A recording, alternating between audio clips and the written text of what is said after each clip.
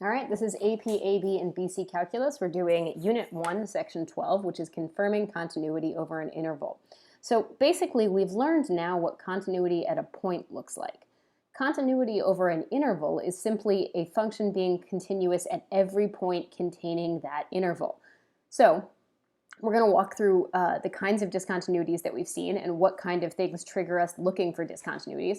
And sort of the default setting for a function is that it is generally continuous everywhere except where it has a problem. And that's what we're going to talk about next. So let's talk about domain restrictions for a sec first, because this is relevant, and these domain restrictions are where we're going to see a lot of the issues that come up, and it is relevant when we're moving forward in calculus to know what the domain restrictions are on a function, because for a function to be continuous, it needs to be continuous. If we describe a function as continuous, we're saying it's continuous over its domain, which doesn't necessarily mean all real numbers. It could mean continuous for x values that are greater than or equal to 0 if you're talking about something like a square root. So as you move through math, and if you've had me in algebra, you learned this in algebra class and then heard it again in pre-calc, and now you're hearing it again with me in AP Calc. There are 4 big domain restrictions that we always have to look for. Number 1, you can't divide by 0. So when you see 0 on the bottom of a fraction, that's going to be a domain restriction that we're going to need to sort out. It's generally a vertical asymptote or a hole. Number 2, no negatives in an even root. So what we mean by that, when we say an even root, sorry, the pen's being finicky. What we mean when we say an even root is like a square root or a 4th root or like, I don't know, a 20th root, right? So an even number here, because remember this is actually a 2 even though you can't see it. So that's what we mean by an even root. Only positives inside logarithms. And lastly, real world constraints, which really aren't going to come up for us very often mathematically, because usually like the spidey sense in your brain triggers a logic issue when you realize that you got that your answer is a negative time in a problem that started at t equals 0. So that kind of thing. These can help us spot discontinuities at specific points. In general, when you're asked to either describe the continuity or discuss the continuity, what you want to do is list the problems, right, the discontinuities, and then state that the function is continuous everywhere else on its domain. So real quick, let's chat. So I cut and pasted this to remind myself that we should chat about this. So let's chat about functions that are always continuous on their domains. So polynomials, exponential functions, and well, we're going to start with those two. These two are always continuous. Now, I know that it said over here that the others are too, and they are, right? So, but polynomials and exponentials are continuous for all x from negative infinity to infinity, meaning that not only are they continuous, but their domain is all real numbers all the time. So these other ones that are listed here, right, they're also continuous, rational, power functions as well would also count as polynomial, but okay. So rational, logs, and trig functions, they're also always continuous on their domain. And actually, let me add 2 more that are always continuous. So polynomials, exponentials, sines and cosines are always continuous on their domain.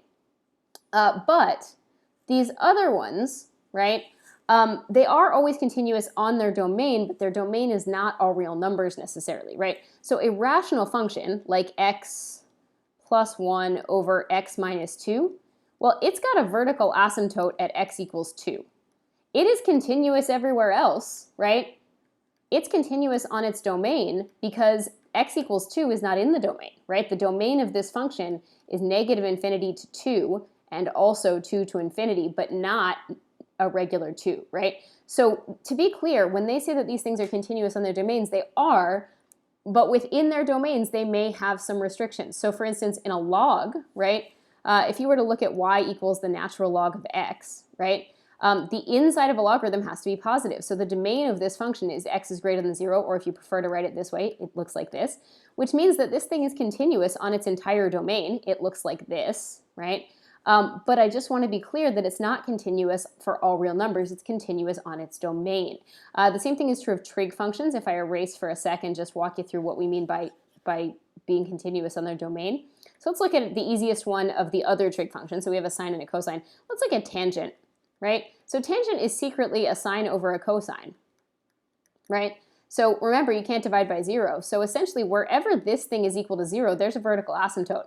So there are vertical asymptotes at essentially all the pi over 2's. So plus or minus pi over 2, 3 pi over 2, 5 pi over 2. Or if you wanted to be really mathy about it, that's n plus 1 pi over 2, right? So the issue is that this function, tangent, would be continuous everywhere except those vertical asymptotes.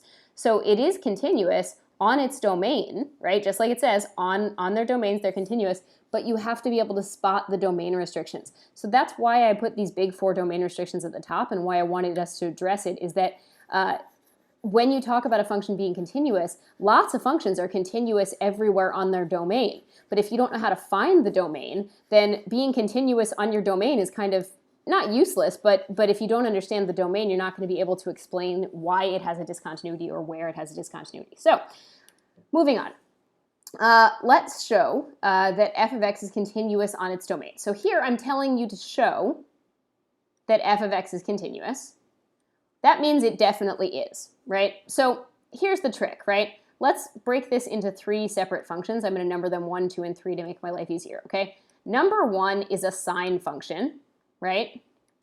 Sine is continuous. So what that tells me is that from negative infinity to 2, I'm definitely continuous. That's good, right? A sine function is continuous. There is a denominator here, but it's a 4, so it can't ever be a 0, okay? Second function, right, which is x squared plus 3x, well, that's a polynomial, which is definitely continuous on its domain, right? So on the window from 2 to 5, and we're going to leave that 2 open, actually, and I'll explain to you why in a sec. So that means I'm definitely continuous on 2 to 5, right? So 2 to 5, definitely continuous. And then function 3 is a 40 over x minus 4, which is not always continuous. This thing has a vertical asymptote when x is 4, but if you notice the window we're looking at, since the window is 5 to infinity, it's continuous, right? Because x equals 4 doesn't fall in the window, not here, right? Okay, so each of the 3 pieces, 1, 2, and 3, are all continuous individually. Great, that's a thing I have to notice, right? The next thing I need to do is I need to check what's happening at these breakpoints, and we've seen this before with these piecewise functions, right? So I need to check what happens at x is 2, and I need to check what happens at x is 5, right? So I need to check the left and the right, right? I need to check that the left limit equals the right limit, right? So let's go ahead and do that for 2 up here. So the limit as x approaches 2 from the left of f of x would use this function, right? Because that's the function for the values before 2. So that's going to be a 10 sine of 2 pi over 4, which is pi over 2. So that seems to be a 10 times a 1, or just a 10. The limit as x approaches 2 from the right of this function, and I do need to use the actual limit notation, right, is going to be a 2 squared plus a 3 times 2. Well, that's a 4 plus a 6, which is definitely a 10, so they're definitely the same. So 10 equals 10, yep, I'm continuous at 2, there's no jump, right?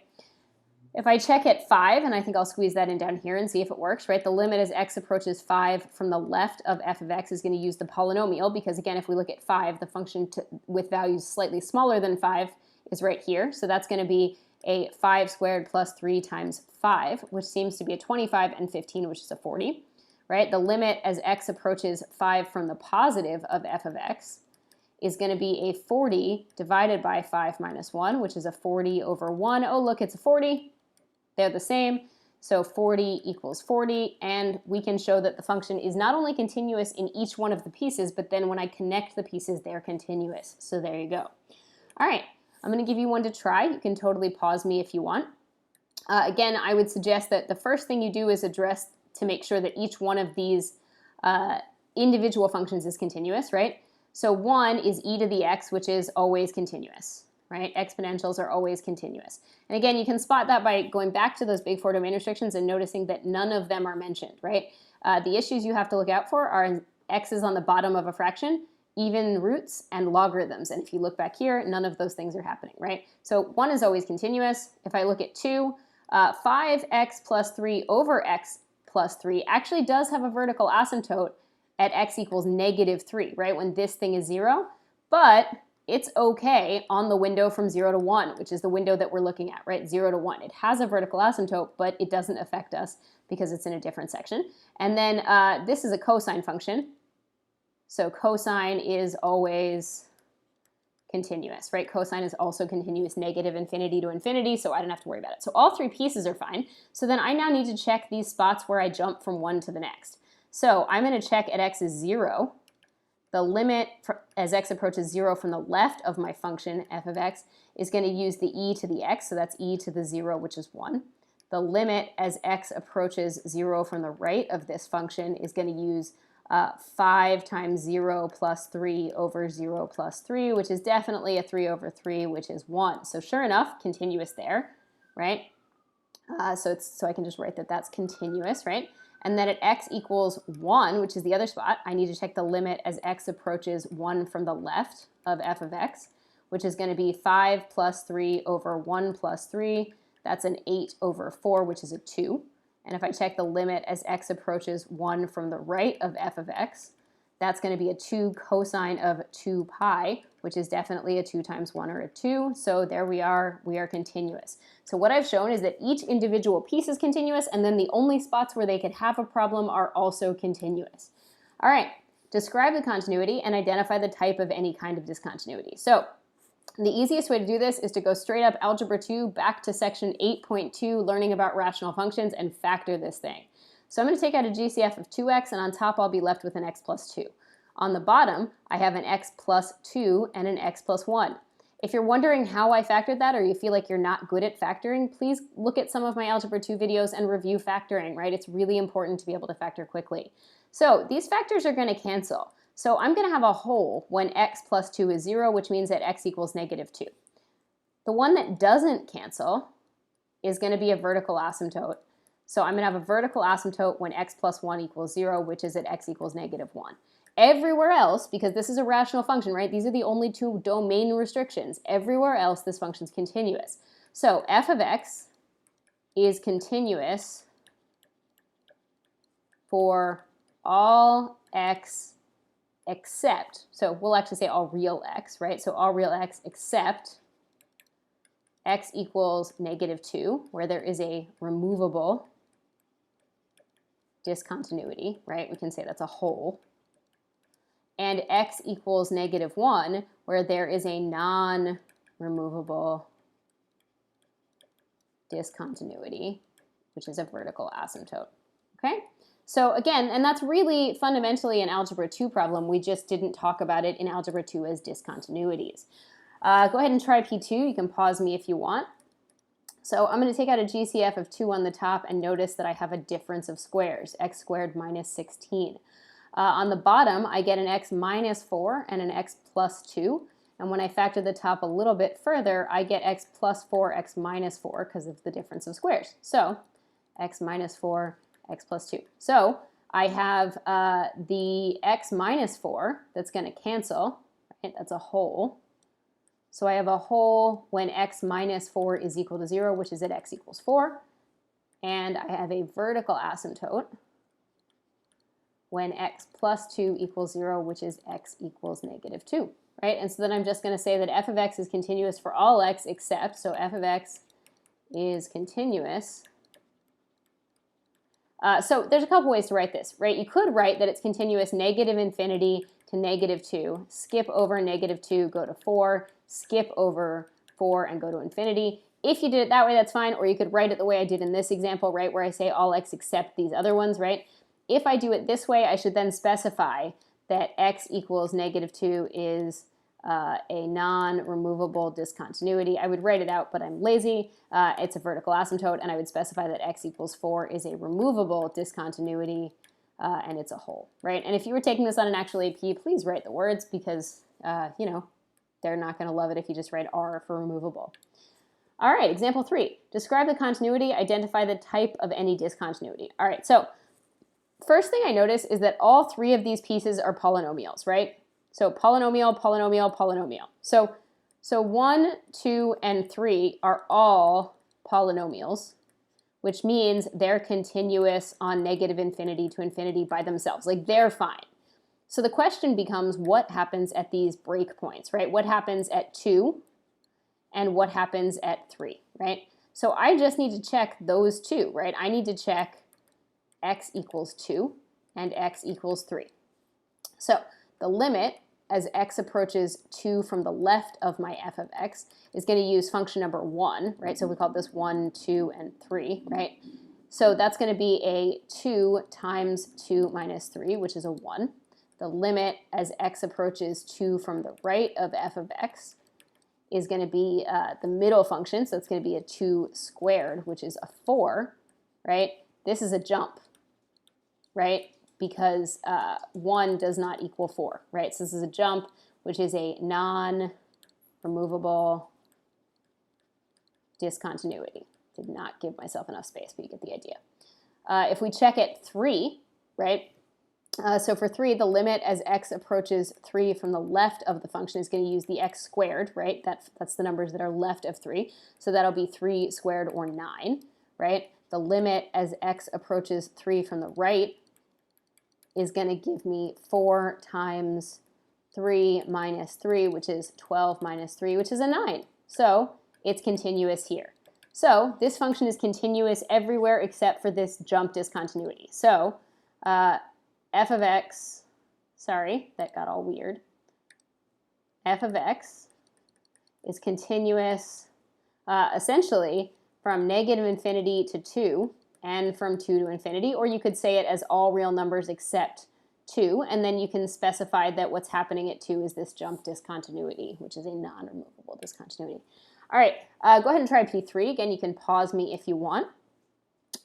So first thing I notice is that all 3 functions, right, 1, 2, and 3, they're all polys, right? So they're all polynomials, so they're all fine. So the only thing I have, so polynomials are always continuous. So just recognizing that is all I have to do, right? I have to recognize, hey, those are polynomials, they're always continuous. Now I'm going to check the only 2 spots I have to worry about, which is where I switch from function 1 to function 2 at -1, and where I switch from function 2 to function 3 at 4. So the limit as x approaches -1 from the left of my f of x should be a 5 minus a -1, which is a 6. The limit as x approaches -1 from the right of f of x is a 2 times -1 squared plus 4, which seems to be a 2 plus 4. It's also a 6. So we're continuous there, right? So we're definitely continuous at -1. When we look at 4, the limit as x approaches 4 from the left of f of x is going to give me 2 times 4 squared, so that's a 16 plus a 4. That gives me a 36. The limit as x approaches 4 from the right of f of x is going to use the 5 times 4 minus 7, which is going to give me 13. That's a jump, right? Because these two aren't the same. The limit, the double-sided limit, doesn't exist. So when I answer my question, right, f of x is continuous for all x, and you can say all real x, but so all real x except x equals 4, which is a jump. That's a non-removable discontinuity, right? So the other way to write that is you could have written that it was continuous from -4 to 4 and then skip over 4 and pick up after 4, right? So however you want to write it, and you just need to specify that that's a jump discontinuity. Cool. All right, so let's talk a little bit about what happens when I don't give you the equations. So most rules about continuity are totally logical. Let's say f and g are both continuous at a. If you perform mathematical operations with them, the result is also continuous at x equals a, as long as the operation doesn't create a problem for the big 4 domain restrictions, which if we go back up for just a second, most of the time, if you're creating a problem for the big 4 domain restrictions, the problem you're creating is that you can't divide by 0. Occasionally, it might be something else. It might be something with like a root or a log. But in general, as long as you're not creating a problem with one of the big 4 domain restrictions, you're fine. We can extend this logic to continuity over an entire domain of a function. If f and g are continuous for all x, then their product sum, difference, and composition will also be continuous for all x. The only trick is that for the quotient, right, so when we do the quotient, we have to be careful that the denominator is non-zero, so there will often end up being a restriction there. So let's go ahead and walk through this. So we're given 2 functions that are continuous for all x. Discuss the continuity of the combinations of the functions, okay? So cosine and sine are continuous for all x everywhere, right? So this guy right here is continuous -infinity to infinity. This one right here is continuous -infinity to infinity. If you add them, then this is also continuous negative infinity to infinity, right? I'm just adding two things that don't have any weird jumps. They're not going to have any weird jumps. The same thing's going to be true if I subtract them. The same thing's going to be true if I multiply them. Now, this is where things get a little bit trickier, right? When I start dividing by something, right, this will be continuous for negative infinity to infinity, except